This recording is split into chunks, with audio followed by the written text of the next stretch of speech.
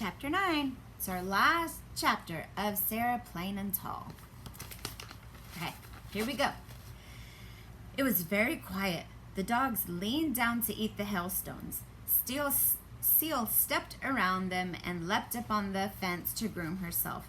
A tree had blown over near the cow pond, and the wild roses were scattered on the ground as if a wedding had come and gone there. I'm glad I saved an armful. Oh my goodness, was all that Sarah said. Only one field was badly damaged, and Sarah and Papa hitched up the horses and plowed and replanted during the next 2 days. The roof had held. I told you I know about roofs, Sarah told Papa, making him smile. Papa kept his promise to Sarah. When the work was done, he took her out into the fields, Papa riding Jack, who was sly, and Sarah riding Old Bess. Sarah was quick to learn. Too quick, Caleb complained to me as we watched from the fence. He thought a moment. Maybe she'll fall off and have to stay here.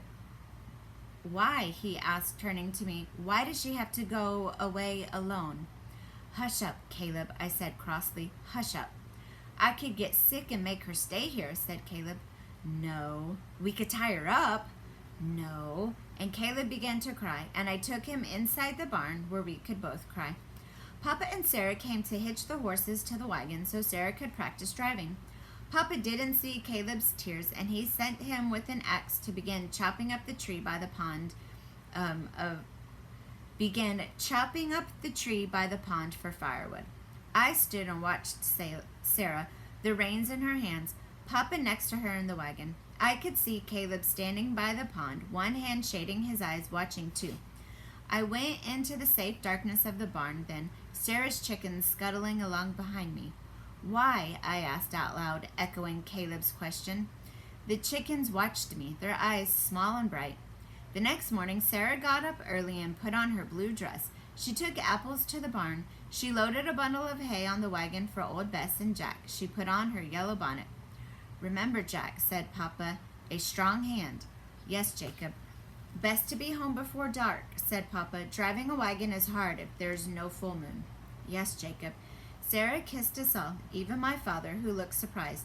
Take care of Seal, she said to Caleb and me. And with a whisper to Old Bess and a stern word to Jack, Sarah climbed up in the wagon and drove away. Very good, murmured Papa as he watched, and after a while he turned and went out into the fields. Caleb and I watched Sarah from the porch. Caleb took my hand and the dogs lay down beside us. It was sunny, and I remember another time when a wagon had taken Mama away. It had been a day just like this, and Mama had never come back. Seal jumped up on the porch, her feet making a small thump. Caleb leaned down and picked her up and walked inside. I took the broom and slowly swept the porch. Then I watered Sarah's plants. Caleb cleaned out the wood stove and carried the ashes to the barn, spilling them so that I had to sweep the porch again. I am loud and pesky, Caleb suddenly cried. You said so, and she has gone by a train ticket to go away. No, Caleb, she would tell us. The house is too small, said Caleb. That's what it is. The house is not too small, I said. I looked at Sarah's drawing of the fields pinned up on the wall next to the window. What is missing? I asked Caleb. You said you knew what was missing. Colors, said Caleb wearily. The colors of the sea. Outside, clouds moved into the sky and went away again. We took lunch to Papa, cheese and bread and lemonade. Caleb nudged me. Ask him. Ask Papa. What has Sarah gone to do? I asked. I don't know, said Papa. He squinted at me.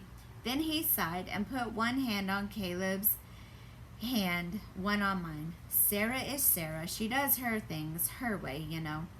I know, said Caleb very softly. Papa picked up his shovel and put on his hat. Ask if she's coming back, whispered Caleb. Of course she's coming back, I said. Seal is here. But I would not ask the question. I was afraid to hear the answer. We fed the sheep, and I set the table for dinner. 4 plates. The sun dropped lower over the west fields.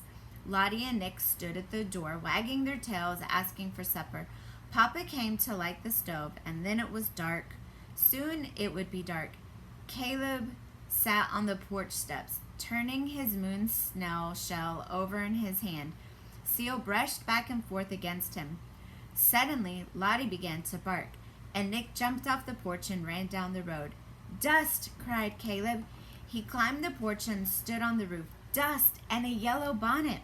Slowly the wagon came around the windmill and the barn and the wood break and into the yard, the dogs jumping happily beside it. "Hush, dogs," said Sarah, and Nick leapt up into the wagon to sit by Sarah. Papa took the reins, and Sarah climbed down from the wagon. Caleb burst into tears. "Seal was so very worried," he cried. Sarah put her arms around him, and he wailed into her dress. "And the house is too small," we thought, "and I am loud and pesky." Sarah looked at Papa and me over Caleb's head. "We thought you might be thinking of leaving us," I told her, "because you missed the sea." Sarah smiled. "No," she said, "I will always miss my old home, but the truth is, I would miss you more." Papa smiled at Sarah, then he bent quickly to unhitch the horses from the wagon. He leaned them to the barn for water. Sarah handed me a package. "For Anna," she said, "and Caleb, for all of us." The package was small, wrapped in brown paper with a rubber band around it. Very carefully, I unwrapped it. Caleb peering closely. Inside were 3 colored pencils: blue and gray and green. Sarah nodded. Suddenly, Caleb grinned. "Papa," he called, "Papa, come quickly. Sarah has brought the sea." We eat our night meal by the candlelight, the 4 of us. Sarah has bought candles from town and nasturtium seeds for her garden and a book of songs to teach us. It is late, and Caleb is nearly sleeping by his plate, and Sarah is smiling at my father. Soon there will be a wedding. Papa says that when the preacher asks if he will have Sarah for his wife, he will answer, yeah. Autumn will come, then winter, cold with a wind that blows like the wind off the sea in Maine.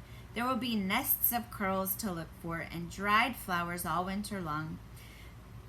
When there are storms, Papa will stretch a rope from the door to the barn so we will not be lost when we feed the sheep and the cows and Jack and Old Bess, and Sarah's chickens if they aren't living in the house. There will be Sarah's sea, blue and gray and green hanging on the wall, and songs, old ones and new, and Seal with yellow eyes, and there will be Sarah, plain and tall.